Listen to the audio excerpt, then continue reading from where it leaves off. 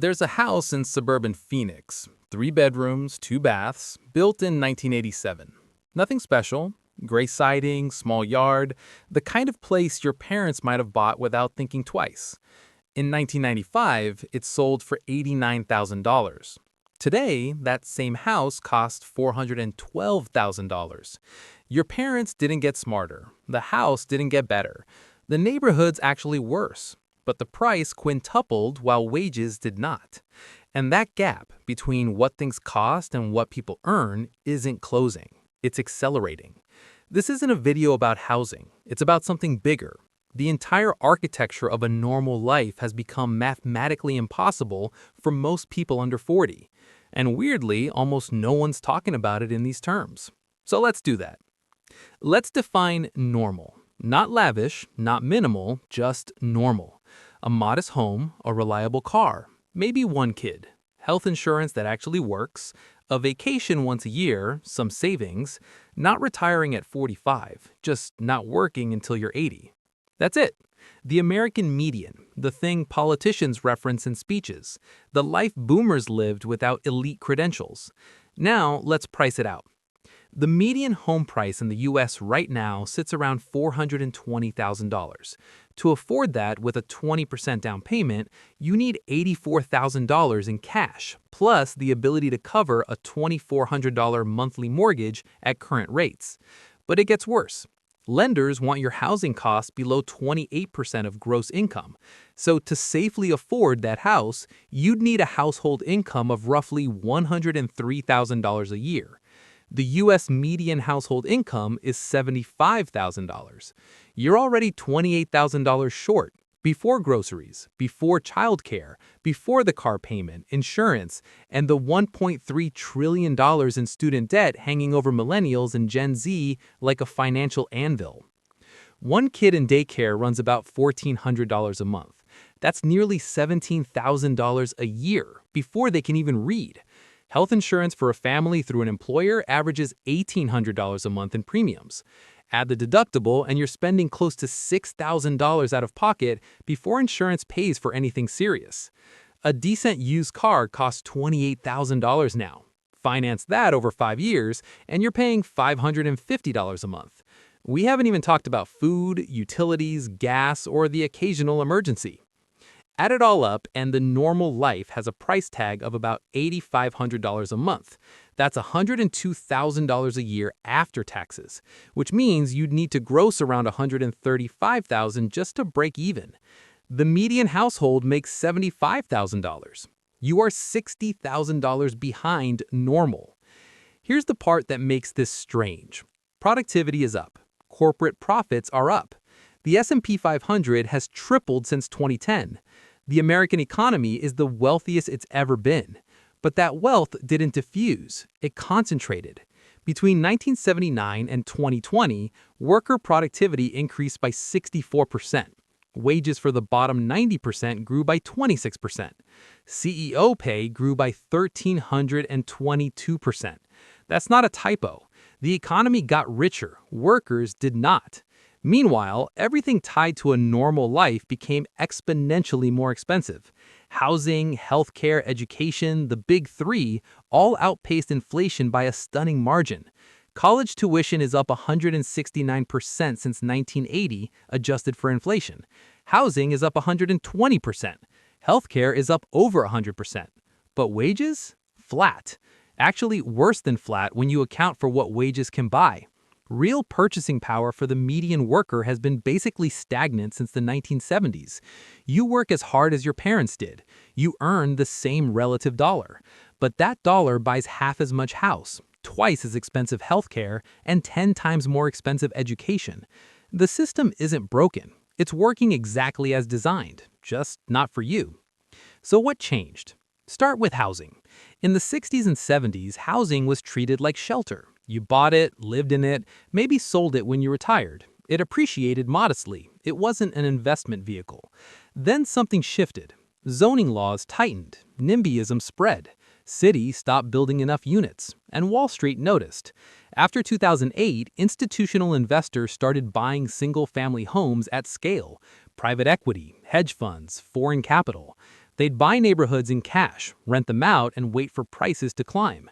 Housing became an asset class, which is great if you own property, catastrophic if you don't. Because now you're not just competing with other families for housing, you're competing with Blackstone's acquisition algorithm. Supply stays low, demand stays high, prices go vertical. And homeowners vote to keep it that way. Because if you bought in 1998, your house is your retirement plan. You don't want prices to drop. You want your $90,000 rancher to be worth $500,000 when you sell. So the incentive structure is backwards. The people with power benefit from the system being expensive. The people without power can't afford to enter it. That's not a bug. That's equilibrium. Healthcare works the same way, just more paperwork. The U.S. spends $4.5 trillion on healthcare every year. That's $13,500 per person, double what most developed nations spend. And yet, we have worse outcomes, lower life expectancy, higher infant mortality, more medical bankruptcy. Where does the money go? Insurance companies, pharmacy benefit managers, hospital conglomerates, administrative bloat. There are more administrators in the U.S. than doctors. That's not an exaggeration. For every physician, there are nearly 10 administrative personnel managing billing, coding, compliance, and claims. None of them heal anyone, but they all get paid. The system isn't designed to keep you healthy. It's designed to extract maximum revenue from the act of keeping you healthy. You pay premiums, then a deductible, then coinsurance, then out-of-network fees, then surprise billing. And if you get seriously ill, you still might go bankrupt. 2/3 of bankruptcies in America involve medical debt. Most of those people had insurance. This is normal now. Then there's education. In the 1980s, you could work a part-time summer job and pay for a year of in-state tuition. 30 hours a week at minimum wage covered it. Today, that same tuition requires 1,400 hours of work at minimum wage. That's a full-time job for 8 months, just for 1 year. The average student now graduates with $38,000 in debt. Law school or med school, add another $150,000. And the degree doesn't guarantee anything anymore. A bachelor's degree used to be exceptional. Now it's baseline. The master's is the new bachelor. The entry-level job requires 3 years of experience. You spend 6 figures to qualify for a $50,000 job with no benefits and a non-compete clause. The education system isn't educating you. It's filtering you, credentialing you, ranking you, and charging you for the privilege.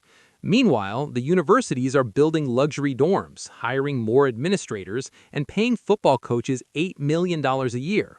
The students pay for all of it. Let's zoom out. What you're seeing isn't 3 separate crises. It's a unified mechanism.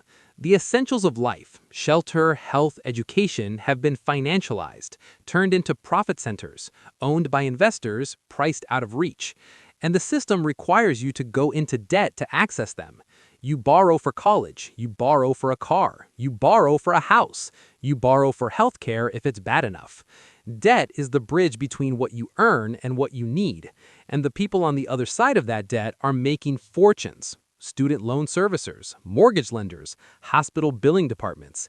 They don't care if you can afford it. They care that you keep paying.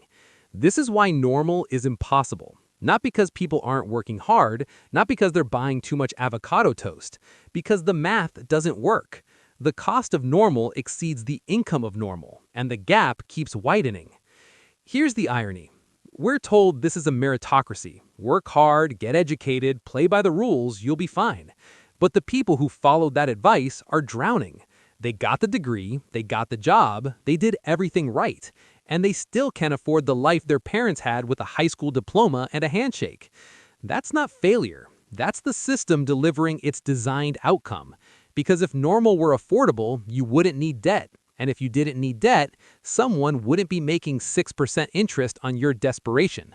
So what happens next? Millennials and Gen Z are the first generations in American history expected to be poorer than their parents. They're delaying marriage, delaying kids, delaying home ownership. Not because they don't want those things, because they can't afford them.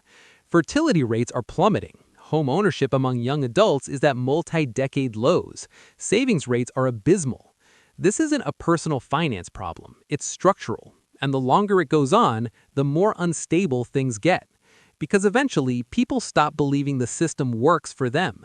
They stop participating, stop investing, stop planning. Or worse, they stop playing by the rules entirely. There's no clean ending here, no easy fix, no policy that solves it overnight, because the people benefiting from the current system have more power than the people hurt by it. And they're not giving that up. So the question isn't whether the normal life is financially impossible. It is. The question is what happens when an entire generation realizes it and decides they're done pretending otherwise.